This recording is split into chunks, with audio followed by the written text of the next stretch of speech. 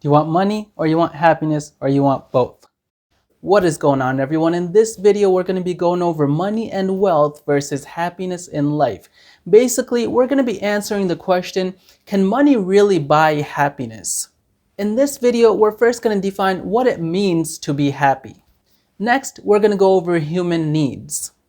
And lastly, we're going to go over all the various different research and their findings from different universities, which takes into account real-life experiences of people to really answer the question, can money really buy happiness? Stick around through to the end of the video, as you do not want to miss out on all the great different content that I compiled together in this video. Now, the first part is very short, but it's very important for the rest of the video. What does it mean to be happy? Happiness is an emotional state characterized by feelings of joy, satisfaction, contentment, and fulfillment. And now that we know what happiness is, let's talk about human needs. In life, we have essential needs and we have non-essential needs. Essential needs are the basic necessities that us human beings need for survival. And they could include examples such as food, clothing, sleep, transportation, and shelter. And then there are non-essential needs. Non-essential needs are things that we don't necessarily need, but we desire them. For example, we may currently have a smartphone, and you might even be watching this video on that phone, and this phone is probably more than enough for your daily needs. But when the new iPhone comes around, we desire to get the new phone even though our current phone might be more than enough, more than sufficient for our daily needs. And that is just one example of non-essential need. And let's say we do end up getting the new phone when it comes out. When we initially get the phone, we're really happy and excited about it.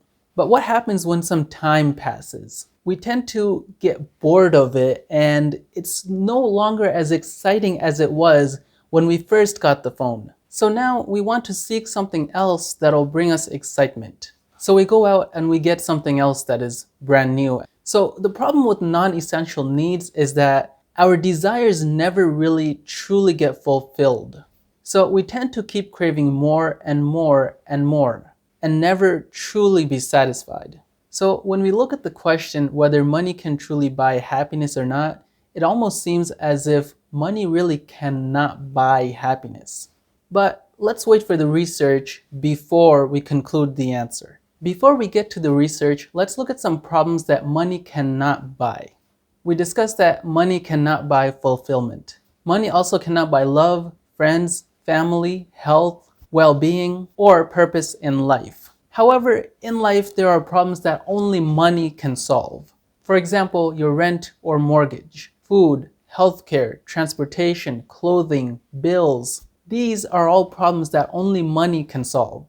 And these examples that I listed are all essential human needs. Now, we're going to get to the research very soon, but before we do, if you're enjoying the content so far, please do me a favor and smash the thumbs up button. It really helps out with the YouTube algorithm and allows YouTube to show this video to others. And now that you've smashed the thumbs up button, let's get to the research. An article was published in 2010 by Princeton University where Kahneman and Deaton found out that money really can buy you happiness, but only up to a salary of $75K. Beyond $75K, any extra salary did not necessarily buy you greater happiness. And beyond that $75K mark, people's happiness sort of reached a plateau. In a 2021 article, however, Killingsworth from the University of Pennsylvania disagreed with Kahneman and Deaton. He discovered that money was correlated with happiness regardless of the income level. Killingsworth gathered data over a 7-year period of tens of thousands of participants whose salaries ranged from minimum wage to those making over $500,000 a year. He did this by using a smartphone app to periodically send out notifications throughout the day asking them how they felt on a scale from very bad to very good. What he discovered was that people with higher incomes generally had more positive responses than people with lower incomes.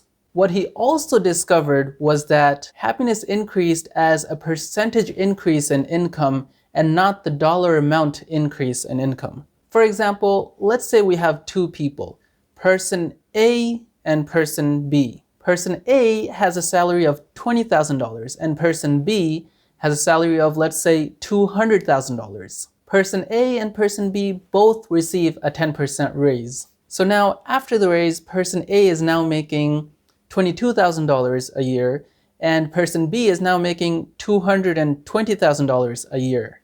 You'd think that because person B's salary increased by $18,000 more than person A's salary, person B would be a lot happier with the 10% raise than person A. But that is not the case.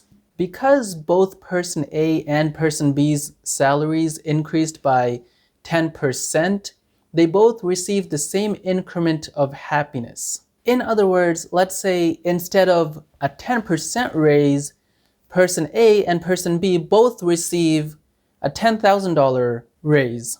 So now person A just received a 50% increase in salary, while person B just received a 5% increase in salary. With the 50% increase in salary, person A now feels like $1,000,000. Woo! Woo! While person B still receives some sort of increase in happiness, but not at the same rate or same amount as person A. And that is because of the difference in the percentage increase in their salaries. Now, Killingsworth also discovered that there was a difference between day-to-day happiness and overall life satisfaction. And although day-to-day happiness and overall life satisfaction both increased with increase in income, overall life satisfaction saw a sharp upswing once you pass the poverty line. Killingsworth disagreed with Kahneman and Deaton about happiness reaching a plateau after reaching a salary of $75,000 a year. Now, why does Killingsworth feel that his research and studies are more valid than Kahneman and Deaton? He says that when Kahneman and Deaton carried out their research, they asked people to recall how they felt in the past, which can be vulnerable to memory loss or biases in judgment. By contrast, Killingsworth captured people's emotions in real time using a smartphone app. Now, one very important thing that Killingsworth noted, and this is very important for all of us to know, is that he cautioned people not to spend all their time trying to worry about making more money. He says that people who define their personal success in terms of money actually tended on average to be less happy. He mentions you want to have it, but you don't want to care too much about it. Now that we learned that money can buy happiness, the question now is that why can money buy happiness? A Harvard Business School professor, John Jacomowicz, states that money can buy happiness because it allows us to buy our way out of unforeseen circumstances. Whether it's something small like dodging a rainstorm by ordering up an Uber, or something major like an unexpected hospital bill. He discovered 3 aspects of money when it came to people's happiness. Number 1, money reduced intense stress. People of all income levels experienced stressing events. However, those making higher incomes actually felt less intensity from those stressing events than people making a lower income. Number 2, money brought greater control. People with higher incomes had greater control over stressing events in their lives.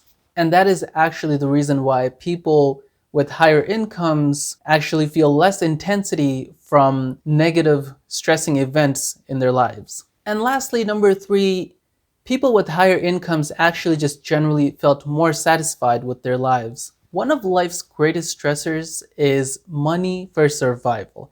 Imagine losing your job right now. That'd be a major stress in your life because you need a source of income for living. Now, some of us enjoy our jobs and some of us maybe not so much. But regardless, majority of us wish that we had more time in our lives to do the things that we really enjoy doing more than our day-to-day jobs. Our jobs can really take away our time and our energy. Now imagine that you had so much money that you didn't really need to work for a source of income. Having that much money wouldn't just allow us to buy pleasures in life, but it can actually allow us to buy time to be able to do the things that we really enjoy doing in life.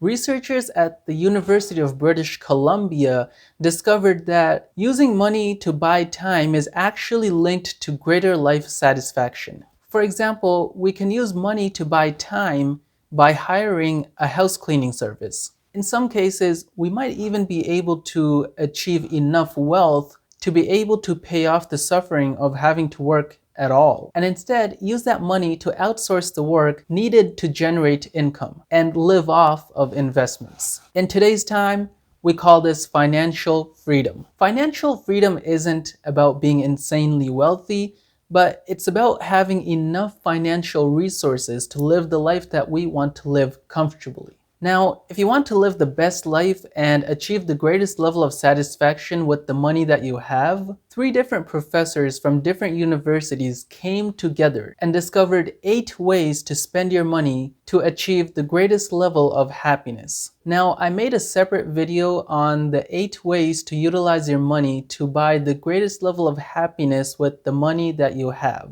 I'd highly recommend you to watch that video as it is very informative and can really help you make the most out of the money that you have. I put in a lot of time and effort into making this video, so if you enjoyed the content in this video and you found it helpful at all, then please like, comment, share, and subscribe. It doesn't cost you anything, but it greatly helps out the channel. Also, hit the bell icon button so you'll be notified every time I post a new video. Thank you for watching, and I will see you in the next one.